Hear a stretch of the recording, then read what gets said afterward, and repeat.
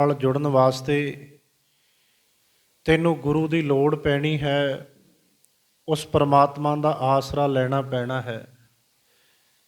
ਜਿਵੇਂ ਆਪਾਂ ਗੁਰਬਾਣੀ 'ਚ ਸ਼ਬਦ ਪੜ੍ਹਦੇ ਹਾਂ ਵੀ ਜਿਉਂ ਮੰਦਰ ਕੋ ਥੰਮੈ ਥੰਮਣ ਤਿਉਂ ਗੁਰ ਕਾ ਸ਼ਬਦ ਮਨੈ ਅਸਥੰਮਣ।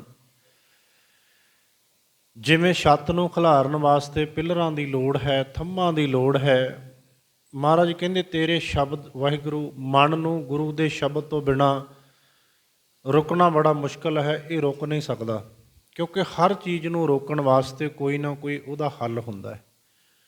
ਮਹਾਰਾਜ ਕਹਿੰਦੇ ਇੱਕ ਸ਼ਬਦ ਹੈ ਗੁਰੂ ਦਾ ਗਿਆਨ ਹੈ।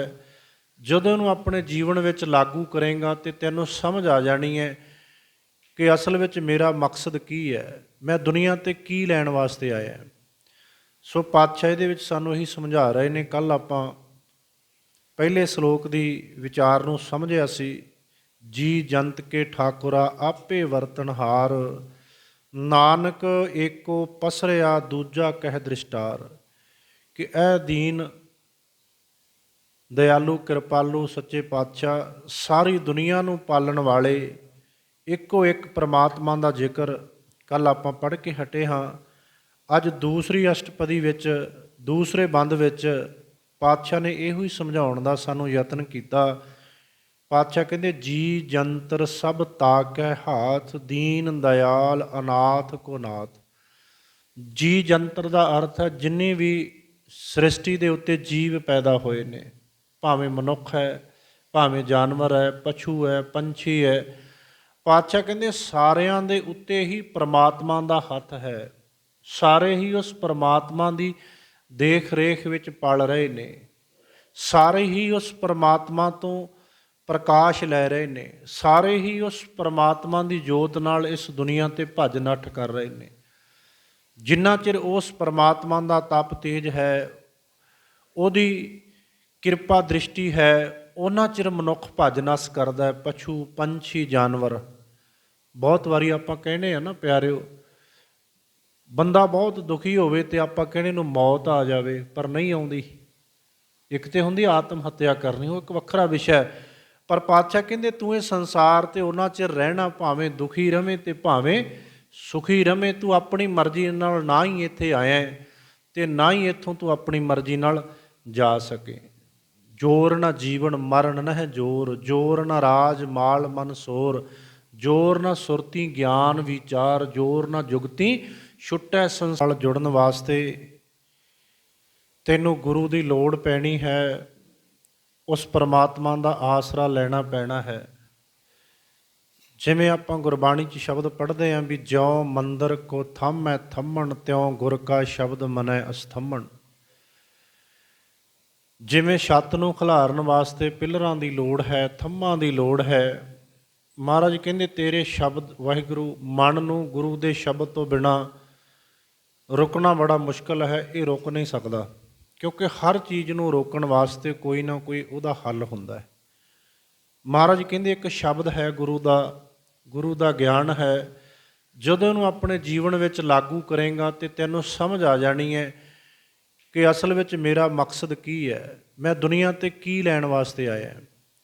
ਸੋ ਪਾਤਸ਼ਾਹ ਇਹਦੇ ਵਿੱਚ ਸਾਨੂੰ ਇਹੀ ਸਮਝਾ ਰਹੇ ਨੇ। ਕੱਲ੍ਹ ਆਪਾਂ ਪਹਿਲੇ ਸ਼ਲੋਕ ਦੀ ਵਿਚਾਰ ਨੂੰ ਸਮਝਿਆ ਸੀ। ਜੀ ਜੰਤ ਕੇ ਠਾਕੁਰਾ ਆਪੇ ਵਰਤਨਹਾਰ, ਨਾਨਕ ਏਕੋ ਪਸਰਿਆ ਦੂਜਾ ਕਹਿ ਦ੍ਰਿਸ਼ਟਾਰ। ਕਿ ਇਹ ਦੀਨ ਦਇਆਲੂ ਕਿਰਪਾਲੂ ਸੱਚੇ ਪਾਤਸ਼ਾਹ ਸਾਰੀ ਦੁਨੀਆ ਨੂੰ ਪਾਲਣ ਵਾਲੇ ਇੱਕੋ ਇੱਕ ਪ੍ਰਮਾਤਮਾ ਦਾ ਜ਼ਿਕਰ ਕੱਲ੍ਹ ਆਪਾਂ ਪੜ੍ਹ ਕੇ ਹਟੇ ਹਾਂ। ਅੱਜ ਦੂਸਰੀ ਅਸ਼ਟਪਦੀ ਵਿੱਚ ਦੂਸਰੇ ਬੰਦ ਵਿੱਚ ਪਾਤਸ਼ਾਹ ਨੇ ਇਹੋ ਹੀ ਸਮਝਾਉਣ ਦਾ ਸਾਨੂੰ ਯਤਨ ਕੀਤਾ। ਪਾਤਸ਼ਾਹ ਕਹਿੰਦੇ ਜੀ ਜੰਤਰ ਸਭ ਤਾਕੈ ਹਾਥ, ਦੀਨ ਦਇਆਲ ਅਨਾਥ ਕੋ ਨਾਥ। ਜੀ ਜੰਤਰ ਦਾ ਅਰਥ ਹੈ ਜਿੰਨੇ ਵੀ ਸ੍ਰਿਸ਼ਟੀ ਦੇ ਉੱਤੇ ਜੀਵ ਪੈਦਾ ਹੋਏ ਨੇ, ਭਾਵੇਂ ਮਨੁੱਖ ਹੈ, ਭਾਵੇਂ ਜਾਨਵਰ ਹੈ, ਪਸ਼ੂ ਹੈ, ਪੰਛੀ ਹੈ। ਪਾਤਸ਼ਾਹ ਕਹਿੰਦੇ ਸਾਰਿਆਂ ਦੇ ਉੱਤੇ ਹੀ ਪ੍ਰਮਾਤਮਾ ਦਾ ਹੱਥ ਹੈ। ਸਾਰੇ ਹੀ ਉਸ ਪ੍ਰਮਾਤਮਾ ਦੀ ਦੇਖ ਰੇਖ ਵਿੱਚ ਪਲ ਰਹੇ ਨੇ। ਸਾਰੇ ਹੀ ਉਸ ਪ੍ਰਮਾਤਮਾ ਤੋਂ ਪ੍ਰਕਾਸ਼ ਲੈ ਰਹੇ ਨੇ। ਸਾਰੇ ਹੀ ਉਸ ਪਰਮਾਤਮਾ ਦੀ ਜੋਤ ਨਾਲ ਇਸ ਦੁਨੀਆ 'ਤੇ ਭੱਜ ਨੱਠ ਕਰ ਰਹੇ ਨੇ। ਜਿੰਨਾ ਚਿਰ ਉਸ ਪਰਮਾਤਮਾ ਦਾ ਤਪ ਤੇਜ ਹੈ, ਉਹਦੀ ਕਿਰਪਾ ਦ੍ਰਿਸ਼ਟੀ ਹੈ ਉਹਨਾਂ ਚਿਰ ਮਨੁੱਖ ਭੱਜ ਨੱਸ ਕਰਦਾ ਹੈ। ਪਸ਼ੂ ਪੰਛੀ ਜਾਨਵਰ, ਬਹੁਤ ਵਾਰੀ ਆਪਾਂ ਕਹਿੰਦੇ ਆ ਨਾ ਪਿਆਰਿਓ, ਬੰਦਾ ਬਹੁਤ ਦੁਖੀ ਹੋਵੇ ਤੇ ਆਪਾਂ ਕਹਿੰਦੇ ਨੂੰ ਮੌਤ ਆ ਜਾਵੇ, ਪਰ ਨਹੀਂ ਆਉਂਦੀ। ਇੱਕ ਤੇ ਹੁੰਦੀ ਆਤਮ ਹੱਤਿਆ ਕਰਨੀ, ਉਹ ਇੱਕ ਵੱਖਰਾ ਵਿਸ਼ਾ ਹੈ। ਪਰ ਪਾਤਸ਼ਾਹ ਕਹਿੰਦੇ ਤੂੰ ਇਹ ਸੰਸਾਰ ਤੇ ਉਹਨਾਂ ਚਿਰ ਰਹਿਣਾ, ਭਾਵੇਂ ਦੁਖੀ ਰਵੇਂ ਤੇ ਭਾਵੇਂ ਸੁਖੀ ਰਵੇਂ। ਤੂੰ ਆਪਣੀ ਮਰਜ਼ੀ ਨਾਲ ਨਾ ਹੀ ਇੱਥੇ ਆਇਆ ਤੇ ਨਾ ਹੀ ਇੱਥੋਂ ਤੂੰ ਆਪਣੀ ਮਰਜ਼ੀ ਨਾਲ ਜਾ ਸਕੇ।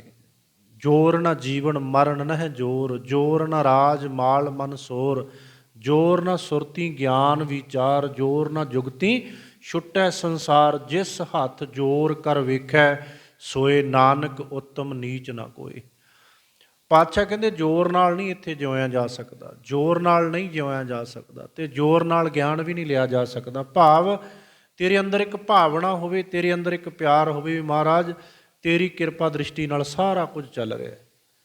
ਮੈਂ ਨਹੀਂ ਕਰਨੀ ਵੀ ਮੈਂ ਕੀਤਾ ਮੈਂ ਕੀਤਾ। ਜੇ ਮਨੁੱਖ ਸਾਰੀ ਉਮਰ ਆਪਣੀ ਮੈਂ ਮੇਰੀ ਵਿੱਚ ਲੰਘਾ ਦਿੰਦਾ ਹੈ ਨਾ, ਤੇ ਪਾਤਸ਼ਾਹ ਕਹਿੰਦੇ ਇਹਨੂੰ ਕੁਛ ਵੀ ਹਾਸਲ ਨਹੀਂ ਹੁੰਦਾ। ਇਹ ਆਪਣੇ ਜੀਵਨ ਦੀ ਬਾਜੀ ਹਾਰ ਕੇ ਤੁਰ ਜਾਂਦਾ ਹੈ। ਬਹੁਤ ਵਾਰੀ ਨਾ ਪਿਆਰਿਓ ਤੁਸੀਂ ਵੇਖਿਆ ਹੋਣਾ, ਇਸ ਦੁਨੀਆ ਦੇ ਵਿੱਚ ਮਨੁੱਖ ਦਾ ਸੁਭਾਅ ਹੈ ਕਿ ਮੈਂ ਸਭ ਤੋਂ ਸਿਆਣਾ ਹੈ, ਮੈਂ ਸਭ ਤੋਂ ਚੰਗਾ ਹਾਂ। ਉਹ ਦੁਨੀਆ ਦੇ ਵਿੱਚ ਵਿਚਰਦਾ ਇਵੇਂ ਹੀ ਗੱਲਾਂ ਕਰਦਾ ਵੀ ਲੋਕ ਕਿਸੇ ਤਰੀਕੇ ਨਾਲ ਕਹਿ ਦੇਣ ਵੀ ਇਹ ਬੰਦਾ ਬਹੁਤ ਚੰਗਾ ਹੈ। ਤੁਸੀਂ ਵੇਖਿਓ ਕਦੇ ਪਰੇ ਪੰਚਾਇਤਾਂ ਵਿੱਚ, ਇਕੱਠਾਂ ਵਿੱਚ, ਜਾਂ ਜਿੱਥੇ ਚਾਰ ਬੰਦੇ ਜੁੜ ਕੇ ਬੈਠੇ ਹੋਣ, ਆਪਾਂ ਜ਼ਿਕਰ ਕਰਦੇ ਹਾਂ ਵੀ ਫਲਾਨਾ ਗੁਆਂਢੀ ਸਾਡਾ ਬਹੁਤ ਮਾੜਾ ਭਾਈ, ਉਹ ਮਾੜੇ ਕੰਮ ਕਰਦਾ, ਨਸ਼ੇ ਕਰਦਾ, ਹੋਰ ਮਾੜੇ ਕੰਮ ਕਰਦਾ, ਬਹੁਤ ਮਾੜਾ। ਸਾਡੇ ਖੇਤ ਦਾ ਗੁਆਂਢੀ ਆ, ਉਹ ਆਹ ਕੁਝ ਕਰਦਾ, ਪਿੰਡ 'ਚ ਫਲਾਨਾ ਬੰਦਾ ਆਹ ਕੁਝ ਕਰਦਾ। ਅਸਲ ਵਿੱਚ ਇਹ ਕਹਿਣ ਦਾ ਭਾਵ ਉਹਦਾ ਪਤਾ ਕੀ ਹੈ, ਉਹ ਦੁਨੀਆ ਨੂੰ ਸਾਰੇ ਨੂੰ ਮਾੜੀ ਕਹੀ ਜਾਂਦਾ ਵੀ ਫਲਾਨਾ ਮਾੜਾ ਫਲਾਨਾ ਮਾੜਾ।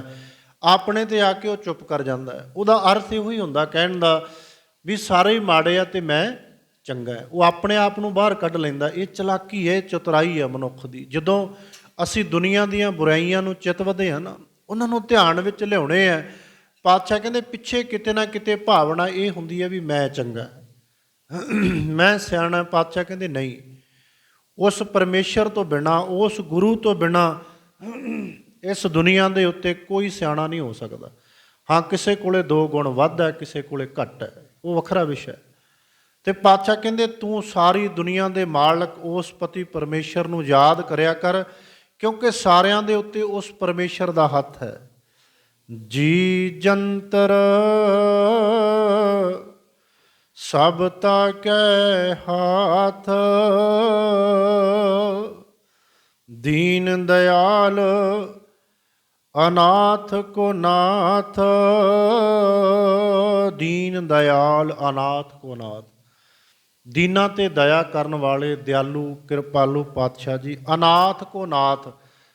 ਨਾਥ ਪਰਮੇਸ਼ਰ ਨੂੰ ਕਿਹਾ, ਜਪਜੀ ਸਾਹਿਬ ਵਿੱਚ ਵੀ ਪੜ੍ਹਦੇ ਹਾਂ ਆਪਾਂ।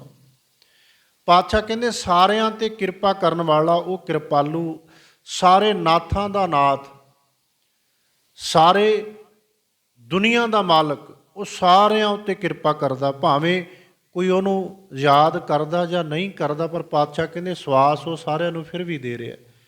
ਕੋਈ ਤੜਕੇ ਉੱਠ ਕੇ ਪਾਠ ਕਰਦਾ ਤੇ ਬਹੁਤ ਚੰਗੀ ਗੱਲ ਹੈ, ਬਾਣੀ ਨਾਲ ਜੁੜਦਾ, ਵਾਹ ਭਲੀ ਹੈ। ਪਰ ਪਾਤਸ਼ਾਹ ਕਹਿੰਦੇ ਜੇ ਕੋਈ ਮਾੜੇ ਮਨੁੱਖ ਵੀ ਇਸ ਦੁਨੀਆ 'ਤੇ ਪੈਦਾ ਹੋਏ ਨੇ ਨਾ, ਮਾੜੇ ਕੰਮ ਕਰਦੇ ਆ, ਪਾਤਸ਼ਾਹ ਕਹਿੰਦੇ ਉਹਦੀ ਮਰਜ਼ੀ ਤੋਂ ਬਿਨਾਂ ਉਹ ਵੀ ਨਹੀਂ ਸਾਹ ਲੈ ਸਕਦੇ। ਉਹਨਾਂ ਚਿਰ ਉਹਨਾਂ ਨੇ ਵੀ ਇਸ ਸੰਸਾਰ 'ਤੇ ਰਹਿਣਾ, ਕਿਉਂਕਿ ਦੋਵੇਂ ਪੱਖ ਚੱਲਦੇ ਨੇ ਪਿਆਰਿਓ, ਚੰਗਾ ਤੇ ਮਾੜਾ। ਪਾਤਸ਼ਾਹ ਨੇ ਹਰ ਚੀਜ਼ ਦੇ 2 ਹਿੱਸੇ ਬਣਾਏ ਨੇ। ਇਹਨੂੰ ਮਾਇਆ ਵੀ ਕਿਹਾ ਗੁਰਬਾਣੀ 'ਚ। ਜਿਵੇਂ ਦਿਨ ਦਾ ਵਿਰੋਧੀ ਸ਼ਬਦ ਆ ਰਾਤ, ਰਾਤ ਤੋਂ ਬਿਨਾਂ ਦਿਨ ਦੀ ਕਦਰ ਕੋਈ ਨਹੀਂ, ਝੂਠ ਤੋਂ ਬਿਨਾਂ ਸੱਚ ਦੀ ਕਦਰ ਕੋਈ ਨਹੀਂ। ਜੇ ਕੋਈ ਝੂਠ ਹੀ ਨਾ ਬੋਲੇ ਤੇ ਸੱਚ ਦੀ ਕੀ ਕਦਰ ਰਹਿ ਜਾਣੀ ਹੈ। ਜੇ ਦਿਨ ਹੀ ਨਾ ਹੋਵੇ ਤੇ ਰਾਤ ਨੂੰ ਕਿਹਨੇ ਪੁੱਛਣਾ ਹੈ। ਪਾਤਸ਼ਾਹ ਕਹਿੰਦੇ ਇਸ ਦੁਨੀਆ 'ਤੇ ਮਾੜੇ ਮਨੁੱਖ ਵੀ ਰਹਿਣਗੇ, ਮਾੜੇ ਵੀ ਰਹਿਣਗੇ। ਮਾੜੇ ਕਰਕੇ ਹੀ ਚੰਗਿਆਂ ਦੀ ਪਛਾਣ ਹੁੰਦੀ। ਆਪਾਂ ਕਹਿੰਦੇ ਵੀ ਫਲਾਨਾ ਬੰਦਾ ਬਹੁਤ ਚੰਗਾ, ਉਹ ਚੰਗਾ ਤਾਂ ਹੀ ਹੈ ਕਿਉਂਕਿ ਬਾਕੀ ਦੁਨੀਆ ਵਿੱਚ ਮਾੜੇ ਲੋਕ ਨੇ। ਮਾੜੇ ਕਰਕੇ ਹੀ ਚੰਗੇ ਦੀ ਪਛਾਣ ਹੁੰਦੀ ਹੈ, ਹਨੇਰੇ ਕਰਕੇ ਹੀ ਦੀਵੇ ਦੀ ਕਦਰ ਹੁੰਦੀ ਹੈ। ਜੇ ਦਿਨ ਹੀ ਚੜ੍ਹਿਆ ਰਵੇ ਤੇ ਦੀਵੇ ਨੂੰ ਕਿਹਨੇ ਪੁੱਛਣਾ ਹੈ। ਮਹਾਰਾਜ ਕਹਿੰਦੇ ਇਸ ਦੁਨੀਆ ਦਾ ਦਸਤੂਰ ਹੈ, ਇਵੇਂ ਦੁਨੀਆ ਚੱਲਦੀ ਰਹਿਣੀ ਹੈ, ਇਵੇਂ ਚੱਲਦੀ ਰਹਿਣੀ ਹੈ। ਸੋ ਪਾਤਸ਼ਾਹ ਅੱਗੇ ਸਮਝਾਉਣ ਦਾ ਸਾਨੂੰ ਯਤਨ ਕਰਦੇ ਨੇ। ਪਾਤਸ਼ਾਹ ਕਹਿੰਦੇ ਦੀਨ ਦਇਆਲ ਅਨਾਥ ਕੋ ਨਾਥ, ਸਾਰਿਆਂ ਤੇ ਕਿਰਪਾ ਕਰਨ ਵਾਲੇ ਦਿਆਲੂ ਕਿਰਪਾਲੂ ਪ੍ਰਮਾਤਮਾ ਜੀ, ਜਿਹਦੇ ਉੱਤੇ ਤੇਰੀ ਕਿਰਪਾ ਦ੍ਰਿਸ਼ਟੀ ਹੋ ਜਾਵੇ ਉਹਨੂੰ ਕੋਈ ਮਾਰ ਨਹੀਂ ਸਕਦਾ, ਉਹਨੂੰ ਕੋਈ ਮਾਰ ਨਹੀਂ ਸਕਦਾ। ਜਿਸ ਰਾਖੈ ਤਿਸ ਕੋਇ ਨਾ ਮਾਰੈ, ਸੋ ਮੂਆ ਜਿਸ ਮਨੋ ਵਿਸਾਰੈ। ਜਿਸ ਰਾਖੈ ਤਿਸ ਕੋਇ ਨਾ ਮਾਰੈ, ਜਿਹਨੂੰ ਪ੍ਰਮਾਤਮਾ ਨੇ ਇਸ ਦੁਨੀਆ ਉੱਤੇ ਰੱਖਣਾ ਹੋਵੇ ਨਾ, ਉਹ ਮੌਤ ਦੇ ਮੂੰਹ ਵਿੱਚੋਂ ਵੀ ਬਚ ਜਾਂਦੇ ਨੇ, ਉਹ ਗੋਲੀਆਂ ਦੇ ਵਿੱਚੋਂ ਵੀ ਬਚ ਜਾਂਦੇ ਨੇ ਪਿਆਰਿਓ। ਜਦੋਂ ਆਪਾਂ ਇਤਿਹਾਸ ਨੂੰ ਪੜ੍ਹਦੇ ਹਾਂ ਨਾ, 1984 ਤੋਂ ਲੈ ਕੇ ਜਾਂ 1978 ਤੇ ਥੋੜ੍ਹਾ ਪਿੱਛੇ ਚਲੇ ਜਾਓ, ਕਿੰਨੇ ਉਹ ਸਾਡੇ ਨੌਜਵਾਨ ਸੀ ਜਿਹੜੇ ਗੋਲੀ ਦਾ ਸ਼ਿਕਾਰ ਹੋ ਗਏ, ਜਿਹੜੇ ਇਸ ਹਕੂਮਤ ਨੇ ਝੂਠੇ ਮੁਕਾਬਲੇ ਬਣਾ ਕੇ ਸਾਡੀ ਨੌਜਵਾਨੀ ਦੀ ਖੂਨ ਦੀ ਹੋਲੀ ਖੇਡੀ। ਪਰ ਬਹੁਤ ਇੱਦਾਂ ਦੇ ਸਾਡੇ ਨੌਜਵਾਨ ਬਚ ਵੀ ਗਏ ਜਿਹੜੇ ਕਿ ਅੱਜ ਇਸ ਦੁਨੀਆ 'ਤੇ ਜੀਵਤ ਨੇ, ਕੁਝ ਬਾਹਰਲੇ ਮੁਲਕਾਂ ਵਿੱਚ ਰਹਿ ਰਹੇ ਨੇ। ਭਾਵ ਕਿ ਜਿਨ੍ਹਾਂ ਨੂੰ ਪ੍ਰਮਾਤਮਾ ਨੇ ਅਜੇ ਬਚਾਉਣਾ ਸੀ, ਜਿਨ੍ਹਾਂ ਦੀ ਅਜੇ ਹੋਰ ਸੇਵਾ ਬਾਕੀ ਸੀ, ਉਹਨਾਂ ਨੂੰ ਉਹਨੇ ਬਚਾ ਲਿਆ। ਕੋਈ ਵੀ ਬਹਾਨਾ ਬਣ ਸਕਦਾ ਹੈ। ਇੱਦਾਂ ਦੀਆਂ ਬਹੁਤ ਕਿਤਾਬਾਂ ਛਪੀਆਂ ਨੇ, ਇੱਦਾਂ ਦੀਆਂ ਇੰਟਰਵਿਊ ਤੁਸੀਂ ਪੜ੍ਹਦੇ ਹੋ ਵੀ ਬਿਲਕੁਲ ਉਹਨੂੰ ਰਾਤ ਨੂੰ ਗੋਲੀ ਮਾਰ ਦੇਣੀ ਸੀ, ਮੁਕਾਬਲਾ ਬਣਾ ਦੇਣਾ ਸੀ, ਤੇ ਕੋਈ ਕਾਰਨ ਬਣ ਗਿਆ, ਉਹ ਬਚ ਗਿਆ, ਉਹ ਬਚ ਗਿਆ। ਸੋ ਪਾਤਸ਼ਾਹ ਕਹਿੰਦੇ ਜੇ ਤੈਨੂੰ ਬਚਾਉਣਾ ਹੈ ਨਾ ਉਸ ਪਰਮੇਸ਼ਰ ਨੇ, ਤੇ ਤੈਨੂੰ ਕੋਈ ਨਹੀਂ ਮਾਰ ਸਕਦਾ।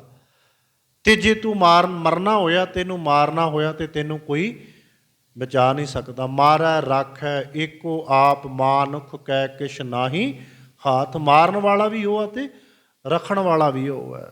ਸੋ ਪਾਤਸ਼ਾਹ ਅੱਗੇ ਕਿਰਪਾ ਕਰਦੇ ਹੈ ਜੀ। ਵਾਹਿਗੁਰੂ ਅੰਤਰ ਬਾਹਰ ਜਾਨੋ ਸਾਥ, ਕਹਿੰਦੇ ਸਾਰਿਆਂ ਨੂੰ ਪਾਲਣ ਵਾਲਾ, ਸਾਰਿਆਂ ਦੇ ਅੰਦਰ ਤੇ ਸਾਰਿਆਂ ਦੇ ਬਾਹਰ ਉਹ ਇੱਕ ਪ੍ਰਮਾਤਮਾ ਹੈ, ਸਾਰਿਆਂ ਦੇ ਅੰਦਰ ਪ੍ਰਮਾਤਮਾ।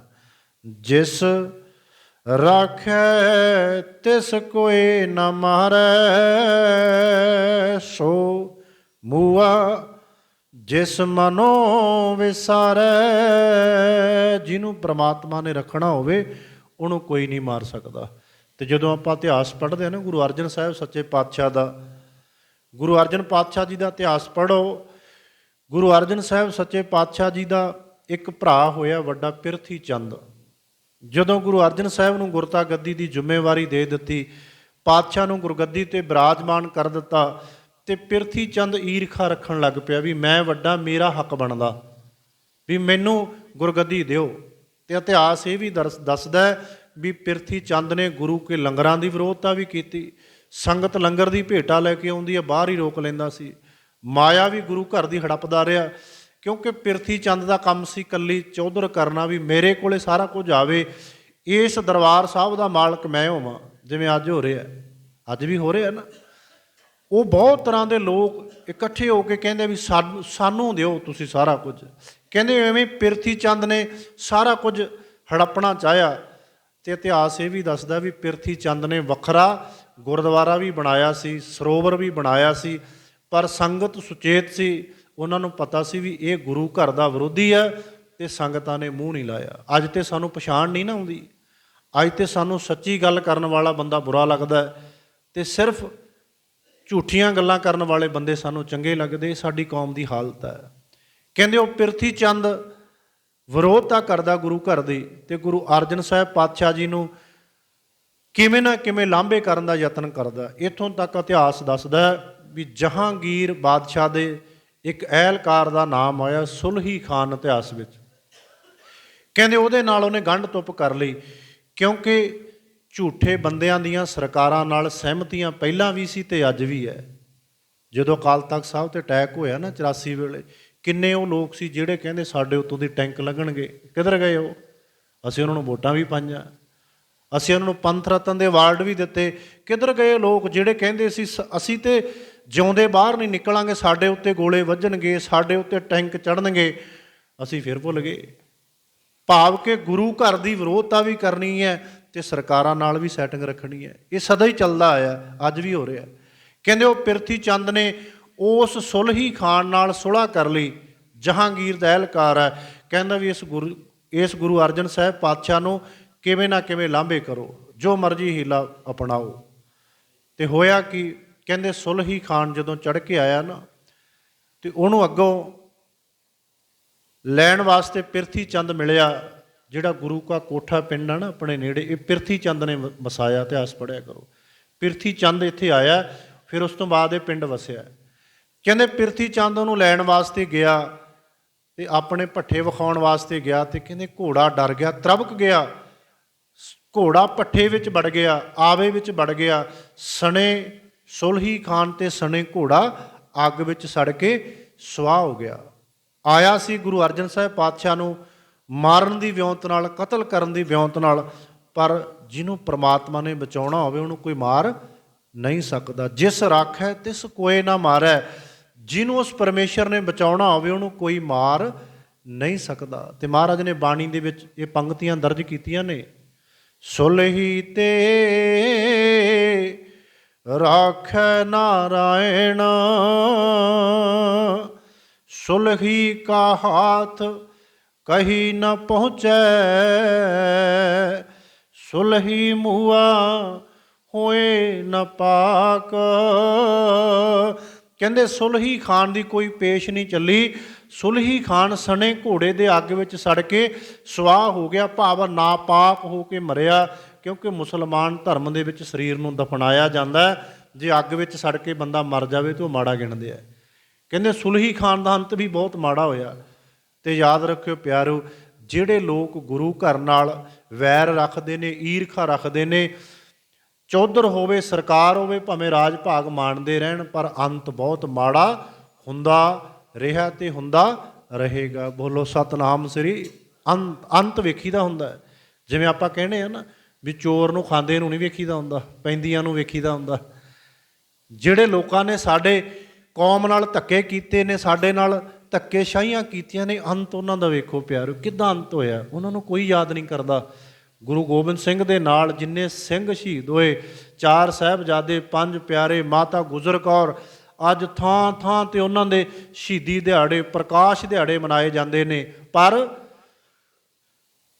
ਔਰੰਗਜ਼ੇਬ ਨੂੰ ਯਾਦ ਨਹੀਂ ਕੀਤਾ ਜਾਂਦਾ। ਉਹਦੀ ਕੁੱਲ ਵਿੱਚ ਕੋਈ ਵੀ ਦੀਵਾ ਜਗਾਉਣ ਵਾਲਾ ਨਹੀਂ ਬਚਿਆ। ਚਲੋ ਖੈਰ, ਪਾਤਸ਼ਾਹ ਕਹਿੰਦੇ ਜਿਸ ਰਾਖੈ ਤਿਸ ਕੋਇ ਨਾ ਮਾਰੈ, ਸੋ ਮੂਆ ਜਿਸ ਮਨੋ ਵਿਸਾਰੈ।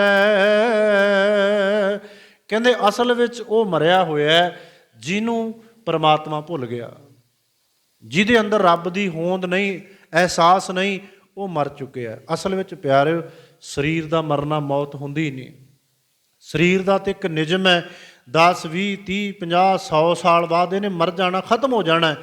ਪਰ ਪਾਤਸ਼ਾਹ ਕਹਿੰਦੇ ਜਿਹੜੇ ਲੋਕਾਂ ਨੇ ਜਿਉਂਦੇ ਜੀ ਜ਼ਮੀਰ ਮਾਰ ਲਈ, ਆਪਣੀ ਜ਼ਮੀਰ ਮਾਰ ਲਈ, ਕਹਿੰਦੇ ਅਸਲ ਵਿੱਚ ਉਹ ਮੌਤ ਹੈ। ਉਹ ਜ਼ਮੀਰ ਦੀ ਮੌਤ, ਬੰਦਾ ਰੋਜ਼ ਮਰਦਾ ਤੇ ਰੋਜ਼ ਜੰਮਦਾ। ਸਰੀਰ ਦਾ ਕਿਆ ਹੈ ਤੇ ਖਤਮ ਹੋ ਜਾਣਾ ਇੱਕ ਦਿਨ। ਤੇ ਪਾਤਸ਼ਾਹ ਦਾ ਆਪਾਂ ਬਚਨ ਪੜ੍ਹਦੇ ਹਾਂ, ਗੁਰੂ ਰਾਮਦਾਸ ਮਹਾਰਾਜ ਜੀ ਦਾ। ਪਾਤਸ਼ਾਹ ਕਹਿੰਦੇ ਦੁਨੀਆ ਜ਼ਮੀਰ ਦੀ ਮੌਤ ਮਰ ਰਹੀ ਹੈ, ਸਰੀਰ ਦੀ ਮੌਤ ਸਭ ਨੇ ਮਰ ਜਾਣਾ, ਇਹ ਤੋਂ ਬਚਿਆ ਵੀ ਜਾ ਸਕਦਾ ਹੈ। ਪਾਤਸ਼ਾਹ ਕਹਿੰਦੇ ਬਚਿਆ ਜਾ ਸਕਦਾ, ਜ਼ਮੀਰ ਦੀ ਮੌਤ ਤੋਂ ਬਚਿਆ ਜਾ ਸਕਦਾ ਜੇ ਅਸੀਂ ਇਮਾਨਦਾਰ ਹੋਈਏ। ਕਿਆ ਜਾਣਾ ਕਿਵ ਮਰੈਂਗੇ, ਕੈਸਾ ਮਰਨਾ ਹੋਏ, ਜੇਕਰ ਸਾਹਿਬ ਮਨੋ ਨਾ ਵਿਸਰੈ, ਤਾਂ ਸਹਿਲਾ ਮਰਨਾ ਹੋਏ। ਅਸਲ ਵਿੱਚ ਇੱਥੇ ਉਹੀ ਗੱਲ ਕੀਤੀ ਹੈ। ਪਾਤਸ਼ਾਹ ਕਹਿੰਦੇ ਫਿਰ ਦੱਸੋ ਕਿਵੇਂ ਮਰਿਆ ਜਾਵੇ। ਵਿਕਾਰਾਂ ਵਾਲੇ ਪਾਸਿਓਂ ਪਾਤਸ਼ਾਹ ਕਹਿੰਦੇ ਮਰ ਜਾਓ ਤੇ ਸ਼ਬਦ ਵਿੱਚ ਜਿਉਂਦੇ ਹੋ ਜਾਵਾਂਗੇ। ਸ਼ਬਦ ਵਿੱਚ ਆਪਣੇ ਆਪ ਨੂੰ ਭੇਦ ਕਰ ਲਓ। ਕਿਆ ਜਾਣਾ ਕਿ ਮਰੇਂਗੇ ਕੈਸਾ ਮਰਨਾ ਹੋਏ, ਜੇਕਰ ਸਾਹਿਬ ਮਨੋ ਨਾ ਵਿਸਰੈ, ਤਾਂ ਸਹਿਲਾ ਮਰਨਾ ਹੋਵੇ। ਜੇ ਰੱਬ ਨਾ ਭੁੱਲੇ ਤੇ ਪਾਤਸ਼ਾਹ ਕਹਿੰਦੇ ਤੁਸੀਂ ਵਿਕਾਰਾਂ ਦੀ ਮੌਤ ਨਹੀਂ ਮਰੋਗੇ। ਮਰਨੇ ਤੇ ਸਭ ਜਗਤ ਡਰੈ, ਜੀਵਿਆਂ ਲੋੜੈ ਸਭ ਕੋਏ। ਪਰ ਪਾਤਸ਼ਾਹ ਕਹਿੰਦੇ ਦੁਨੀਆ ਦੇ ਲੋਕ ਉਵੇਂ ਹੀ ਰਹਿਣਾ ਚਾਹੁੰਦੇ ਆ। ਦੁਨੀਆ ਦੇ ਲੋਕ ਆਪਣੀ ਜ਼ਿੰਦਗੀ ਬਦਲਣਾ ਨਹੀਂ ਚਾਹੁੰਦੇ। ਉਹ ਚਾਹੁੰਦੇ ਆ ਵੀ ਵਹਿਮ ਭਰਮ ਪਖੰਡਾਂ ਵਿੱਚ ਵੀ ਅਸੀਂ ਉਲਝੇ ਰਹੀਏ ਤੇ ਰੱਬ ਵੀ ਸਾਨੂੰ ਮਿਲ ਜਾਵੇ। ਪਾਤਸ਼ਾਹ ਕਹਿੰਦੇ ਇੱਕੋ ਕੁਛ ਹੋਊਗਾ, ਜਾਂ ਤੇ ਰੱਬ ਵਾਲੇ ਪਾਸੇ ਤੁਰਨਾ ਤੇ ਬਾਕੀ ਸਾਰਾ ਕੁਝ ਲਾਹ ਕੇ ਸੁੱਟ ਦੇ, ਤੇ ਜੇ ਇਹ ਚਾਹਣਾ ਵੀ ਮੈਂ ਪਹਿਲਾਂ ਵਾਲੀ ਜ਼ਿੰਦਗੀ ਨਸ਼ੇ ਵਿਸ਼ੇ ਮਾੜੀਆਂ ਆਦਤਾਂ, ਫਿਰ ਕਹਿੰਦੇ ਰੱਬ ਨਹੀਂ ਮਿਲ ਸਕਦਾ। ਫਿਰ ਤੂੰ ਮਰਿਆ ਹੋਇਆ। ਇੱਕੋ ਕੰਮ ਹੋਵੇਗਾ, ਦੋਵਾਂ 'ਚ ਇੱਕ ਕੰਮ ਹੋਊ। ਜਿਹੜਾ ਮਰਜ਼ੀ ਕਰ ਲੈ, ਮਰਜ਼ੀ ਤੇਰੀ ਹੈ। ਜਿਸ ਰਾਖੈ ਤਿਸ ਕੋਏ ਨਾ ਮਾਰੈ, ਸੋ ਮੂਆ ਜਿਸ ਮਨੋ ਵਿਸਾਰੈ। ਤਿਸ ਤਜ ਅਵਰ ਕਹਾਂ ਕੋ ਜਾਏ। ਤਜ ਦਾ ਅਰਥ ਹੁੰਦਾ ਛੱਡਣਾ। ਕਹਿੰਦੇ ਇਹੋ ਜਿਹੇ ਪ੍ਰਮਾਤਮਾ ਨੂੰ ਛੱਡ ਕੇ ਤੂੰ ਹੋਰ ਕਾਹਤੋਂ ਕਿਤੇ ਜਾਣਾ, ਹੋਰ ਕਿੱਥੇ ਜਾਏਗਾ? ਜਾਂ ਆਪਾਂ ਇਵੇਂ ਕਹਿ ਲਈਏ ਵੀ ਹੋਰ ਕਿੱਥੇ ਜਾਏਗਾ। ਬਹੁਤੇ ਲੋਕ ਨਾ ਪਿਆਰਿਓ, ਦੁਨੀਆ ਦੇ ਵਿੱਚ ਕਿੰਨੇ ਧਰਮ ਬਣਾਏ ਹੋਏ ਨੇ, ਕਿੰਨੇ ਡੇਰੇ ਨੇ, ਕਿੰਨੇ ਵਹਿਮ ਭਰਮ ਪਖੰਡ ਨੇ। ਤੇ ਆਪਾਂ ਕਹਿੰਦੇ ਵੀ ਅਖੀਰ ਨੂੰ ਬੰਦਾ ਜਦੋਂ ਸਾਰਾ ਕੁਝ ਗਵਾ ਕੇ ਧੱਕੇ ਧੁੱਕੇ ਖਾ ਕੇ ਨਾ ਗੁਰਦੁਆਰਾ ਸਾਹਿਬ ਆ ਜਾਂਦਾ, ਆਪਾਂ ਕਹਿੰਦੇ ਚਲੋ ਹੁਣ ਆਉਣਾ ਹੀ ਪੈਣਾ ਸੀ, ਪਹਿਲਾਂ ਹੀ ਆ ਜਾਂਦਾ, ਆਉਣਾ ਹੀ ਪੈਣਾ ਪਿਆਰੇ, ਇਸ ਤੋਂ ਬਿਨਾਂ ਸਾਡਾ ਛੁਟਕਾਰਾ ਨਹੀਂ ਹੋਣਾ। ਤੁਰੇ ਜਿੱਥੇ ਮਰਜ਼ੀ ਫਿਰੀਏ, ਬੰਦਾ ਆਜ਼ਾਦ ਆ ਨਾ। ਪਰ ਇੱਕ ਗੱਲ ਦਾ ਚੇਤਾ ਰੱਖਿਓ, ਜੇ ਗੁਰੂ ਕੋਲੇ ਆਉਣਾ ਨਾ ਤੇ ਬਾਕੀ ਚੀਜ਼ਾਂ ਲਾ ਕੇ ਬਾਹਰ, ਜਿੱਦਾਂ ਜੁੱਤੇ ਬਾਹਰ ਰੱਖਦੇ ਆ ਨਾ, ਮਨ ਦੀ ਮੱਤ ਵੀ ਬਾਹਰ ਰੱਖ ਦਈਏ ਵੀ ਨਹੀਂ ਨਹੀਂ ਨਹੀਂ ਪਾਤਸ਼ਾਹ, ਜੋ ਤੁਸੀਂ ਕਹਿੰਦੇ ਹੋ ਮੈਂ ਉਹ ਕਰਾਂਗਾ। ਤੁਸੀਂ ਮੇਰੇ ਤੇ ਕਿਰਪਾ ਕਰੋ, ਮੈਨੂੰ ਬਖਸ਼ਿਸ਼, ਮੇਰੇ ਤੇ ਰਹਿਮਤ ਕਰੋ। ਜੋ ਤੁਸੀਂ ਗੁਰਬਾਣੀ 'ਚੋਂ ਕਹਿੰਦੇ ਆ ਮੈਂ ਜੀਵਨ ਤੇ ਲਾਗੂ ਕਰਾਂਗਾ। ਤਿਸ ਤਜ ਆਵਰ ਕਹਾਂ ਕੋ ਜਾਏ, ਸਭ ਸਿਰ ਏਕ ਨਿਰੰਜਨ ਰਾਏ। ਸਾਰਿਆਂ ਦੇ ਸਿਰ ਉੱਤੇ ਨਿਰੰਜਨ ਦਾ ਅਰਥ ਹੈ ਮਾਇਆ ਦੀ ਕਾਲਖ ਤੋਂ ਰਹਿਤ ਪਰਮਾਤਮਾ। ਅੰਜਨ ਦਾ ਵਿਰੋਧੀ ਸ਼ਬਦ ਆ ਨਿਰੰਜਨ। ਅੰਜਨ ਸੁਰਮੇ ਨੂੰ ਕਹਿੰਦੇ ਆ, ਕਿਉਂਕਿ ਸੁਰਮਾ ਕਾਲਾ ਹੈ। ਮੂਹਰੇ ਨਿਰੰਜਨ ਲਾ ਦਿੱਤਾ ਪਾਤਸ਼ਾਹ ਨੇ, ਨੰਨਾ ਸ਼ਬਦ ਲਾ ਦਿੱਤਾ। ਨਿਰੰਜਨ ਜਿਵੇਂ ਸੁਰਮਾ ਕਾਲਾ ਹੈ, ਪਾਤਸ਼ਾਹ ਕਹਿੰਦੇ ਕਾਲਖ ਤੋਂ ਰਹਿਤ ਹੈ। ਜਿਵੇਂ ਦੁਨੀਆ ਕਾਲਖ ਵਿੱਚ ਲਿਬੜੀ ਹੋਈ ਹੈ, ਮੋਹ ਮਾਇਆ ਦੇ ਚਿੱਕੜ ਵਿੱਚ ਫਸੀ ਹੋਈ ਹੈ, ਪਰ ਕਹਿੰਦੇ ਪਰਮਾਤਮਾ ਇਸ ਕਾਲਖ ਤੋਂ ਰਹਿਤ ਹੈ ਨਾ। ਪਰਮਾਤਮਾ ਨੂੰ ਕੋਈ ਤਮਾ ਨਹੀਂ ਨਾ, ਉਹਨੂੰ ਕੋਈ ਇਹਨਾਂ ਗੱਲਾਂ ਨਾਲ ਮਤਲਬ ਨਹੀਂ। ਸਭ ਸਿਰ ਏਕ ਨਿਰੰਜਨ ਰਾਏ, ਜੀ ਕੀ ਜੁਗਤ ਜਾ ਕੈ ਸਭ ਹਾਥ। ਅੰਤਰ ਬਾਹਰ ਜਾਨੋ ਸਾਥ। ਜੀ ਕੀ ਜੁਗਤ ਜਾ ਕੈ ਸਭ ਹਾਥ। ਕਹਿੰਦੇ ਐ ਮਨੁੱਖ, ਇਹ ਜੀਵ, ਤੇਰੀ ਅੰਦਰਲੀ ਹਾਲਤ ਨੂੰ ਪਰਮਾਤਮਾ ਜਾਣਦਾ, ਉਹਦੇ ਹੱਥ ਵਿੱਚ ਹੈ। ਤੇਰਾ ਅੰਦਰਲਾ ਭੇਤ ਹੈ ਨਾ ਜਿਹੜਾ, ਉਹ ਰੱਬ ਨੂੰ ਸਾਰਾ ਕੁਝ ਪਤਾ। ਪਰਮੇਸ਼ਰ ਤੇਰੇ ਦਿਲ ਦੇ ਭੇਤ ਜਾਣਦਾ। ਪਿੰਡ ਤੋਂ ਲੁਕਾ ਲਵੇਂਗਾ, ਪਰਿਵਾਰ ਤੋਂ ਲੁਕਾ ਲਵੇਂਗਾ, ਪਰ ਕਹਿੰਦੇ ਪਰਮਾਤਮਾ ਤੋਂ ਇਹ ਗੁਨਾਹ ਲੁਕਾਏ ਨਹੀਂ ਜਾਣੇ। ਸਦ ਸੁਣਦਾ, ਸਦ ਵੇਖਦਾ, ਕਿਉਂ ਕਰ ਮੁਕਰ ਪਾਏ। ਕਹਿੰਦੇ ਜਿਹੜਾ ਸਦਾ ਹੀ ਸੁਣਦਾ, ਸਦਾ ਹੀ ਵੇਖਦਾ, ਤੇਰੇ ਅੰਦਰ ਹੀ ਹੈ ਸਾਰਾ ਕੁਝ। ਕਹਿੰਦੇ ਮੁਕਰ ਕਿਵੇਂ ਜਾਏਗਾ? ਮੁਕਰਿਆ ਤੇ ਉਹ ਜਾਂਦਾ ਵੀ ਬੰਦਾ ਗੱਲ ਕਿਤੇ ਹੋਰ ਕਰਦਾ ਹੋਵੇ ਤੇ ਸੁਣਨ ਵਾਲਾ ਕੋਈ ਨਾ ਹੋਵੇ। ਕਹਿੰਦੇ ਬੋਲਣ ਤੋਂ ਪਹਿਲੇ ਹੀ ਸੁਣਨ ਵਾਲਾ ਤੈਨੂੰ ਸੁਣ ਰਿਹਾ, ਮੁਕਰਿਆ ਨਹੀਂ ਜਾਣਾ, ਮੁਕਰਿਆ ਨਹੀਂ ਜਾਣਾ। ਇਹਦਾ ਅਰਥ ਪਤਾ ਕੀ ਆ ਪਿਆਰਿਓ? ਆਪਾਂ ਕਹਿੰਦੇ ਆ ਵੀ ਕੌਣ ਵੇਖਦਾ, ਪਰ ਪਾਤਸ਼ਾਹ ਕਹਿੰਦੇ ਵੇਖਦਾ। ਉਹ ਤੇ ਤੇਰੇ ਇੱਕ ਇੱਕ ਸਾਹ ਨੂੰ ਨੋਟ ਕਰ ਰਿਹਾ ਜੋ ਤੂੰ ਕਰਦਾ। ਕੋਈ ਵੇਖੇ ਭਾਵੇਂ ਨਾ ਵੇਖੇ, ਦੁਨੀਆ ਦੇ ਵਿੱਚ ਤੂੰ ਭੁਲੇਖਾ ਲੋਕਾਂ ਨੂੰ ਪਾ ਸਕਦਾ, ਪਰ ਯਾਦ ਰੱਖੀ ਜੋ ਤੂੰ ਕਰਮ ਕਰਦਾ ਉਹਦੇ ਮੁਤਾਬਕ ਤੇਰਾ ਜੀਵਨ ਬਣ ਜਾਣਾ। ਬਸ ਇਹੋ ਹੀ ਪ੍ਰਮਾਤਮਾ ਇਵੇਂ ਵੇਖਦਾ। ਜੇ ਮਾੜੇ ਕੰਮ ਕਰੀ ਜਾਂਦਾ ਨਾ, ਦੁਨੀਆ ਨੂੰ ਨਹੀਂ ਪਤਾ, ਪਰ ਹੌਲੀ ਹੌਲੀ ਤੇਰਾ ਜੀਵਨ ਗਰਕ ਜਾਣਾ ਤੇ ਦੁਨੀਆ ਦੇ ਸਾਹਮਣੇ ਤੇਰੀ ਉਹ ਅਸਲੀ ਫੋਟੋ, ਅਸਲੀ ਨਕਸ਼ਾ ਆ ਜਾਣਾ ਵੀ ਅਸੀਂ ਤਾਂ ਐਵੇਂ ਭੁਲੇਖੇ ਵਿੱਚ ਰਹੇ। ਕਿੰਨੇ ਦੁਨੀਆ 'ਤੇ ਨਕਾਬ ਪਾਏ ਨੇ ਧਰਮੀ ਹੋਣ ਦੇ, ਕਿੰਨੇ ਲੋਕਾਂ ਨੇ ਝੂਠੇ ਚਿਹਰੇ ਨੇ। ਜਿਵੇਂ ਆਪਾਂ ਕਹਿੰਦੇ ਰਾਵਣ ਦੇ 10 ਸਿਰ ਸੀ, ਉਹ ਮੰਨਦੇ ਆ ਨਾ, ਉਹਨਾਂ ਦਾ ਇਤਿਹਾਸ ਹੈ, ਗੁਰਬਾਣੀ 'ਚ ਹਵਾਲੇ ਦਿੱਤੇ ਨੇ ਭਾਵੇਂ। ਕਹਿੰਦੇ ਰਾਵਣ ਦੇ 10 ਸਿਰ ਸੀ, ਇੱਕ ਸਿਰ ਤੇ ਤੀਰ ਮਾਰਿਆ ਜਾਂਦਾ ਤੇ ਨਵਾਂ ਸਿਰ ਨਿਕਲ ਆਉਂਦਾ ਸੀ, ਦੂਜੇ ਤੇ ਮਾਰਿਆ ਤੀਜਾ ਨਵਾਂ ਨਿਕਲ ਆਉਂਦਾ ਸੀ। ਸਾਡੇ ਪੰਜਾਬ ਨਾਲ ਵੀ ਐਵੇਂ ਹੋ ਰਿਹਾ, ਸਾਡੇ ਲੋਕਾਂ ਨਾਲ ਵੀ ਐਵੇਂ ਹੋ ਰਿਹਾ। ਸਾਡੇ ਪੰਜਾਬ ਨੂੰ ਲੁੱਟਣ ਵਾਸਤੇ, ਬਰਬਾਦ ਕਰਨ ਵਾਸਤੇ ਪਿਆਰਿਓ ਸਟੇਟ ਨੇ ਪਤਾ ਨਹੀਂ ਕਿੰਨੇ ਸਿਰ ਬਣਾ ਕੇ ਇੱਥੇ ਭੇਜੇ ਆ।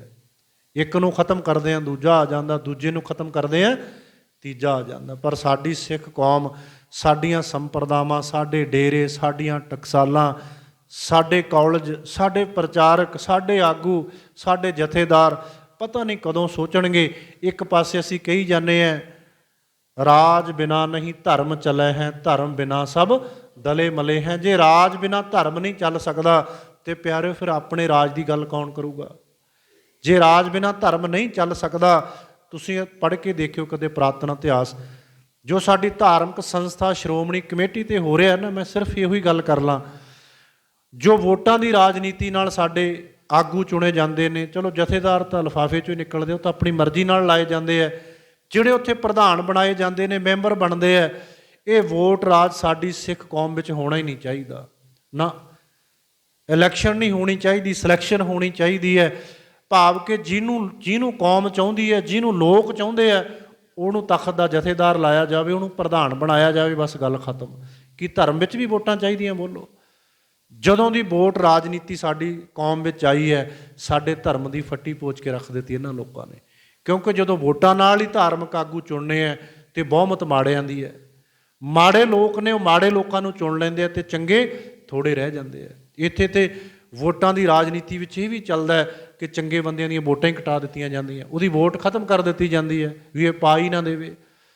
ਤੁਸੀਂ ਇਮਾਨਦਾਰੀ ਨਾਲ ਸੋਚਿਓ ਪਿਆਰਿਓ, ਬਹੁਮਤ ਮਾੜੇ ਲੋਕਾਂ ਦੀਆਂ ਤੇ ਮਾੜੇ ਲੋਕ ਹੀ ਉੱਥੇ ਪਹੁੰਚ ਜਾਂਦੇ ਆ, ਫਿਰ ਸਾਡਾ ਬਣਨਾ ਕੀ ਹੈ? ਇਸ ਕਰਕੇ ਸਾਨੂੰ, ਮੈਂ ਤਾਂ ਇਹ ਕਹਿਣਾ, ਇਸ ਚੀਜ਼ ਦਾ ਵਿਰੋਧ ਕਰਨਾ ਚਾਹੀਦਾ ਵੀ ਸਾਡੀ ਸ਼੍ਰੋਮਣੀ ਕਮੇਟੀ ਦੀਆਂ ਵੋਟਾਂ ਨਹੀਂ ਪੈਣੀਆਂ ਚਾਹੀਦੀਆਂ, ਵੱਡੇ ਇਕੱਠ ਰੱਖਣੇ ਚਾਹੀਦੇ ਹੈ, ਸਾਰੀ ਦੁਨੀਆ 'ਚ ਮੈਸੇਜ ਦੇਣੇ ਚਾਹੀਦੀ ਹੈ ਵੀ ਸਾਨੂੰ ਜਥੇਦਾਰ ਉਹ ਚਾਹੀਦਾ ਜਿਹਨੇ ਕੌਮ ਵਾਸਤੇ ਕੁਝ ਕੀਤਾ ਹੋਵੇ, ਜਾਂ ਜਿਹਨੂੰ ਦੁਨੀਆ ਚਾਹੁੰਦੀ ਹੋਵੇ ਵੀ ਆਹ ਕੁਝ ਕਰੂਗਾ। ਜੋ ਕੌਮ ਵਾਸਤੇ, ਸਮਾਜ ਵਾਸਤੇ ਕੁਝ ਨਾ ਕਰੇਗਾ ਤੇ ਲੋਕ ਉਹਨੂੰ ਫਿਰ ਬਦਲ ਦੇਣ। ਉਦਾਹਰਨਾਂ ਅਸੀਂ ਨਵਾਬ ਕਪੂਰ ਸਿੰਘ ਦੀਆਂ ਦਿੰਦੇ ਹਾਂ, ਸਾਡੇ ਵਰਗੇ ਲੋਕ। ਮੈਂ ਵੀ ਦੇ ਦੇਣਾ ਤੁਹਾਨੂੰ ਉਦਾਹਰਨ ਵੀ ਨਵਾਬ ਕਪੂਰ ਸਿੰਘ ਨੂੰ ਨਵਾਬੀ ਦੇਣ ਵਾਸਤੇ ਆਏ, ਉਹ ਕਹਿੰਦੇ ਮੈਂ ਨਹੀਂ ਲੈਣੇ, ਮੈਨੂੰ ਸੇਵਾ ਚੰਗੀ ਹੈ।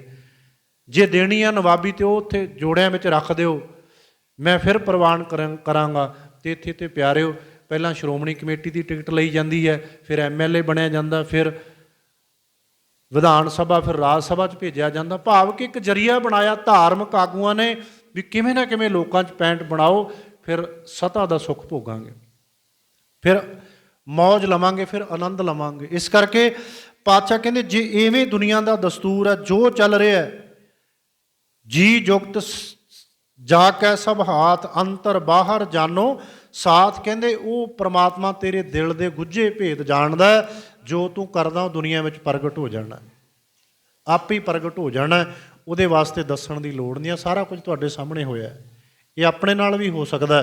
ਇਹਦਾ ਅਰਥ ਇਹ ਨਹੀਂ ਵੀ ਜੇ ਆਪਾਂ ਵੋਟਾਂ 'ਚ ਖੜੇ ਨਹੀਂ ਹੋਣਾ ਤੇ ਆਪਾਂ ਇਸ ਚੀਜ਼ ਤੋਂ ਬਚ ਜਾਣਾ, ਨਹੀਂ। ਤੇਰਾ ਵੀ ਦੁਨੀਆ ਵਿੱਚ ਇੱਕ ਦਿਨ ਭਾਂਡਾ ਫੁੱਟ ਜਾਣਾ, ਟੁੱਟ ਜਾਣਾ ਵੀ ਆਹ ਦੇਖੋ ਬੰਦੇ ਦੇ ਅੰਦਰ ਕੀ ਸੀ ਤੇ ਬਾਹਰ ਕੀ ਹੈ। ਹੁਣ ਕਿਤੇ ਇਹ ਨਾ ਕਹਿ ਦੋ ਵੀ ਮੈਂ ਨਵੀਂ ਸਰਕਾਰ ਦੀ ਕੋਈ ਸਪੋਰਟ ਕਰ ਰਿਹਾ, ਨਹੀਂ।